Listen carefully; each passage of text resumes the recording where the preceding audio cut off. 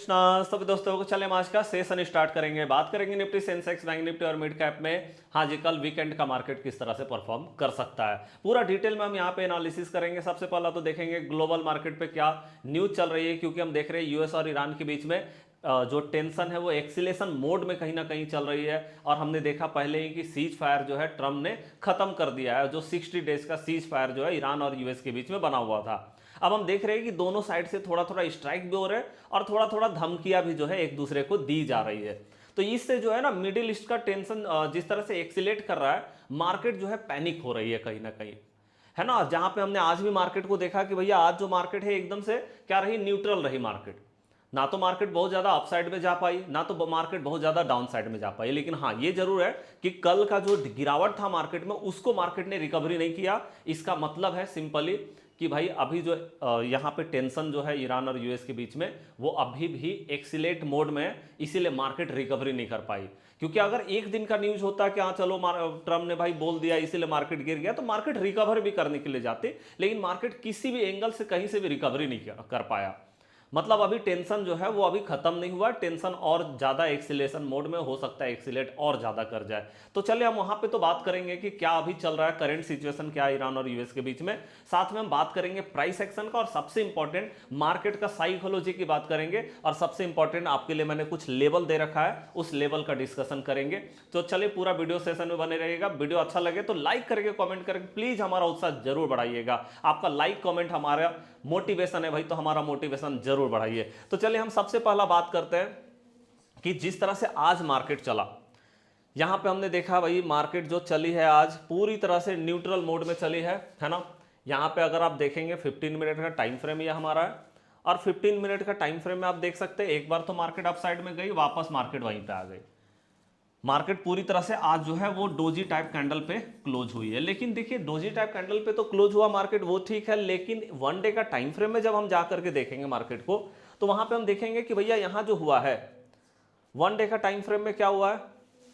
अब देखिए ये लिक्विडिटी स्वीप हुई है, मार्केट एक बार अपसाइड में तो गई लेकिन वहां से लिक्विडिटी स्वीप किया है। मतलब टॉप पे अभी भी सेलर जो है पूरी तरह से कंट्रोल में दिखाई दे रहे हैं, जहां से पूरी तरह से सेलर जो है उन्होंने कंट्रोल किया मार्केट को, और वहां से लिक्विडिटी स्वीप हुई है। ओके चलिए, तो लिक्विडिटी स्वीप हुआ है अप साइड से, इसका मतलब अभी भी सेलर का कंट्रोल है मार्केट के अंदर में। मतलब अभी भी मार्केट जो है वो कहीं ना कहीं बेरिश जोन में खड़ी है, बेरिश होने का बहुत ज्यादा चांसेस मार्केट में दिखाई देता है। तो चलिए हम सीधा बात करेंगे कि मिडिल ईस्ट का टेंशन जो ईरान और यूएस के बीच में चल रहा है। तो देखिए सबसे पहला तो आप जानते हैं कि भैया स्ट्रेट ऑफ हॉर्मुज ओपन है, मतलब वो बंद नहीं हुआ है। क्योंकि भैया अगर वो बंद हो गया ना, अगर ऐसा न्यूज भी निकल करके आया कि स्ट्रेट ऑफ हॉर्मुज को ईरान ने जो है वो क्लोज कर दिया है, मैं आपको बता रहा हूं कि ऑयल का प्राइस सीधे 10% प्लस बढ़ जाएगा एक ही टाइम में, और पूरा ग्लोबल मार्केट क्रैश हो जाएगी। लेकिन अभी तक ईरान ने तो इस तरह का कोई डिसीजन नहीं लिया है, लेकिन अमेरिका ने अपना डिसीजन ले लिया था। और उसका कारण क्या था कि भैया स्ट्रेट ऑफ हॉर्मुज पे 3 जहाजों पे स्ट्राइक हुआ था, बाद में पता चला ईरान ने स्ट्राइक किया है। बाद में यूएस ने जो है 85 जगहों पर ईरान के 85 मिलिट्री बेसिस पे उन्होंने हमला किया, जिसके जवाब में ईरान ने भी हमला किया, 80 बेसिस पे हमला किया था यूएस का। जिसके बाद ही ये डिसीजन निकल करके आया, ट्रम्प ने डिसीजन लिया कि सीज फायर खत्म हो चुकी है। ओके, और पूरा ग्लोबल मार्केट कहीं ना कहीं क्रैश हो गया कल के दिन में। ओके, अब हम अगर देखें आगे तो आगे क्या हो सकता है उस पर हम थोड़ा सा डिटेल में बात करेंगे। ओके, जैसे देखिए आप जानते हैं कि ट्रम्प जो है भैया क्या मूड के आदमी है वो हम जानते हैं बहुत अच्छे से। मतलब हम जानते हैं कि भैया मार्केट को ज्यादातर टाइम तो वहीं चलाते हैं, ट्रम्प का कुछ भी बोल देते हैं बस मार्केट एक्सीलेट कर जाती है उसी साइड में। अगर वो पॉजिटिव बोल दिए तो मार्केट पॉजिटिव हो जाएगी, निगेटिव बोल देंगे निगेटिव हो जाएगी मार्केट। तो कहीं ना कहीं ट्रम्प ही ज्यादातर मार्केट को चलाते हैं। तो उनका साइकोलॉजी एक बार देख लेते हैं। देखिए अभी ट्रम्प का क्या साइकोलॉजी होगा, क्योंकि हम देख रहे हैं कि मिडिल ईस्ट का टेंशन बढ़ चुका है। यहां पे हम देख रहे हैं कि कभी भी एक दूसरे पे स्ट्राइक किया जा सकता है। पता चलेगा यूएस ने अचानक से न्यूज निकल कर क्या कि यूएस ने जो है ईरान के ऊपर स्ट्राइक कर दिया, या ईरान ने जो है यूएस के ऊपर स्ट्राइक कर दिया। स्ट्राइक का न्यूज आया और मार्केट पूरी तरह से पैनिक हो जाएगी एकदम से।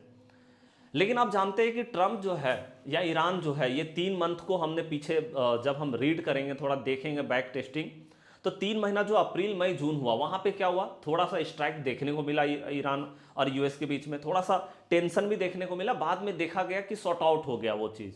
बाद में बोला भैया या तो ईरान पीछे हट गया या तो यूएस पीछे हट गए, और बाद में पता चला सारी चीज़ें सही हो गई है, कोई दिक्कत नहीं है। तो देखिए एक चांसेस ये लगता है पीछे अगर हम थोड़ा सा बैक टेस्टिंग करके जाए और देखें तो ऐसा हुआ है, काफ़ी बार देखने को मिला। इसलिए कभी भी जो है मतलब युद्ध तो स्टार्ट हुआ, ये स्ट्राइक तो हुई, लेकिन एकदम से एक्सीलेट नहीं कर पाई वो चीज़, और मार्केट एकदम से क्रैश होने से बच गया, ऐसा हमने देखा पहले भी।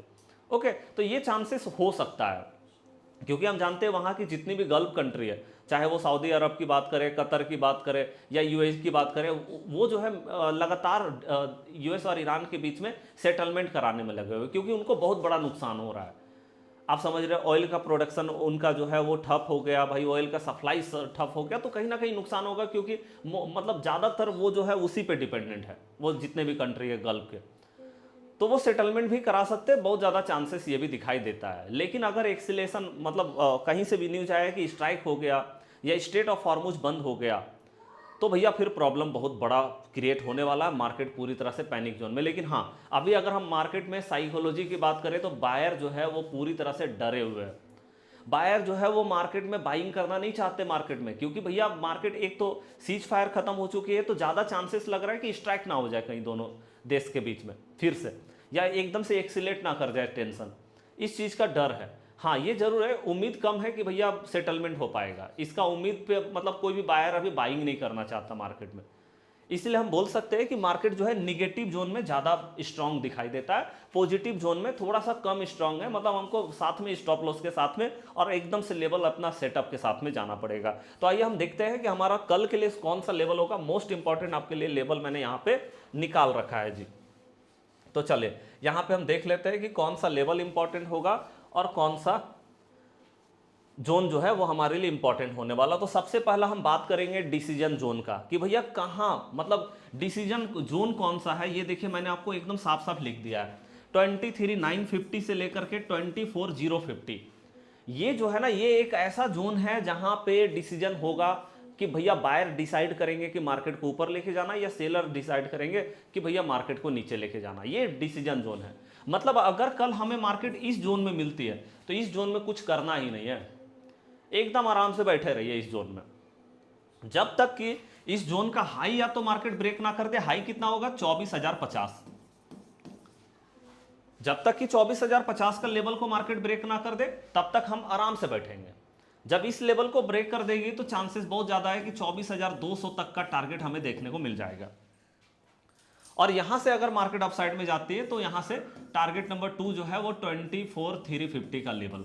अब आप बोलोगे भाई इतना लंबा टारगेट, हाँ पहले तो हम 24,200 को देख रहे हैं, लेकिन आप जानते हैं कि अगर इसके ऊपर भी मार्केट जाने लगा तो मार्केट में हाई वॉलीटिलिटी तो है, इसीलिए भाई मार्केट में मोमेंटम आ सकता है। 300-400 पॉइंट का मोमेंटम भी हमने देखा। ओके चलिए, तो सबसे इंपॉर्टेंट है 24,050 का लेवल, इसके ऊपर मार्केट जाती है तो हम देखेंगे मार्केट। ओके अब हम बात करते हैं भैया 23,950 का लेवल, जिसके नीचे मार्केट बेयरिश नजर आ रही है भाई। अगर इसमें यहाँ पे एक रेड कैंडल मार्केट ने क्लोज किया तो इसके बाद जो हमको यहाँ पे देखने को मिलेगा लेवल, वो आप देख सकते हैं सीधे यहाँ पे हम देखेंगे डिमांड जोन, जो कि एक डिमांड जोन यहाँ पे हमने बता रखा है 23,785 से 23,700।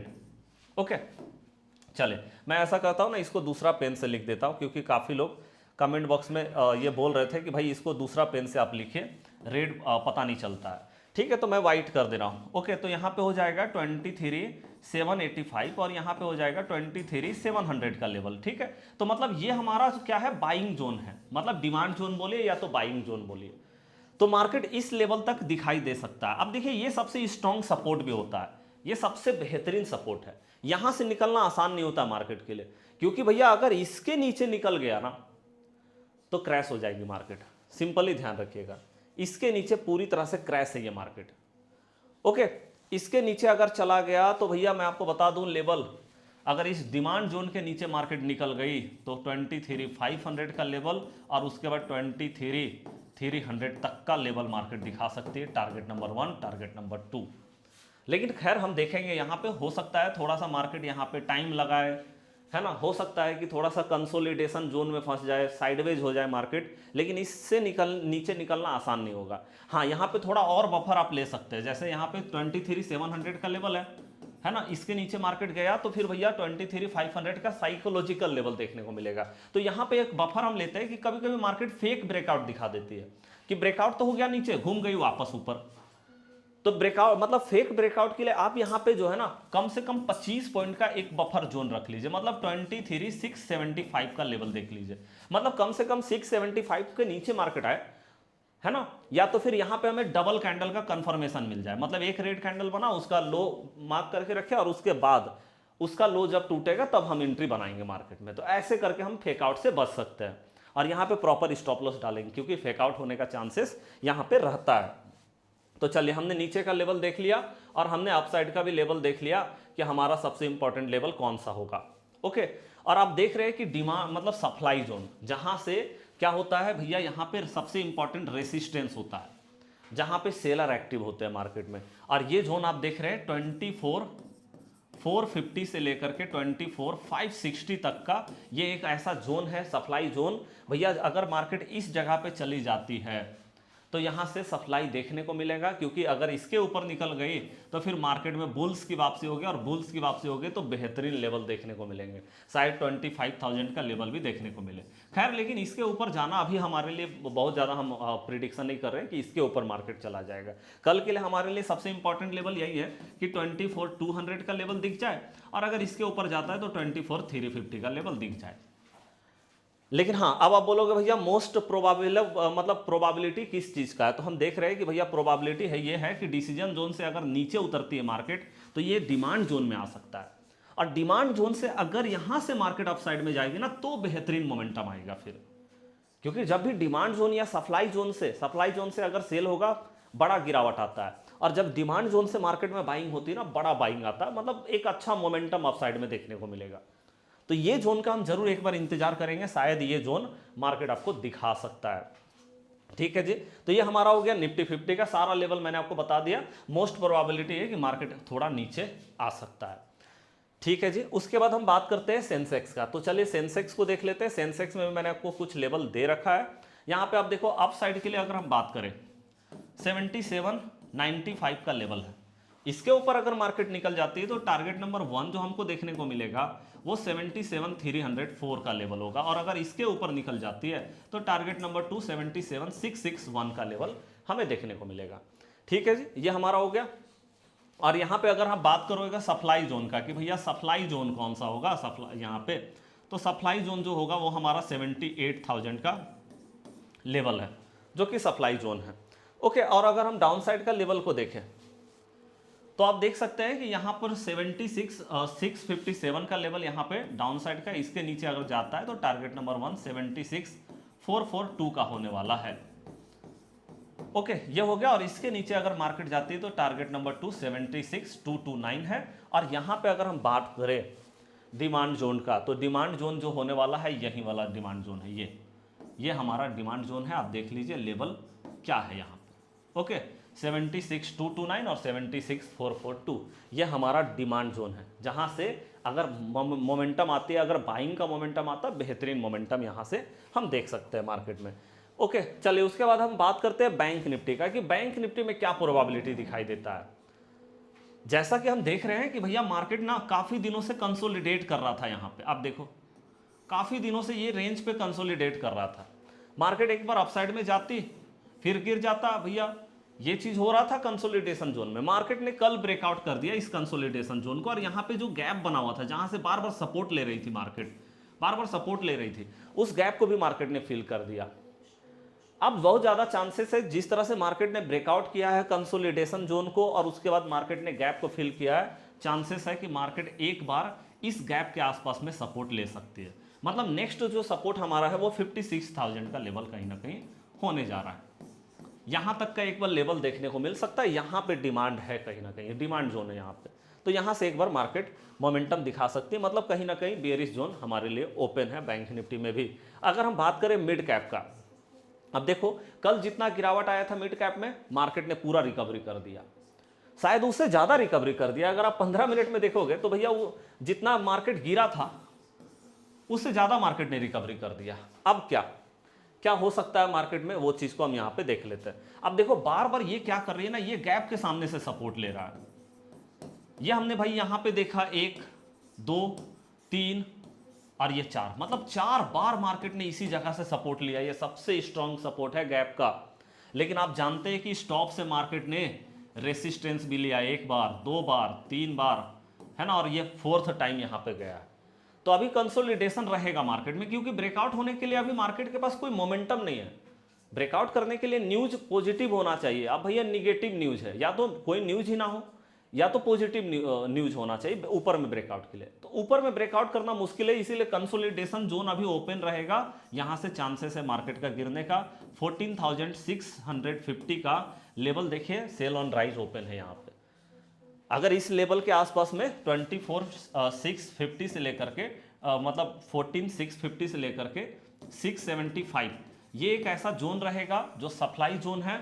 अगर इस आसपास में हमको कोई भी बेयरिश मूव मिलता है, हम यहां से डाउन साइड के लिए जा सकते हैं। तो चलिए, मैंने सारा लेवल आपको बता दिया है और मैंने आपको न्यूज़ भी बता दिया है कि टेंशन क्या चल रहा है पूरा डिटेल में। तो चलिए, वीडियो अगर आप अभी तक पूरा देख रहे हैं तो सबसे पहले तो थैंक यू कि आपने हमें इतना प्यार दिखाया। और अगर आपने पूरा वीडियो को देखा है तो अपना रिएक्शन जरूर दीजिएगा कमेंट बॉक्स में, लाइक करके, कमेंट करके।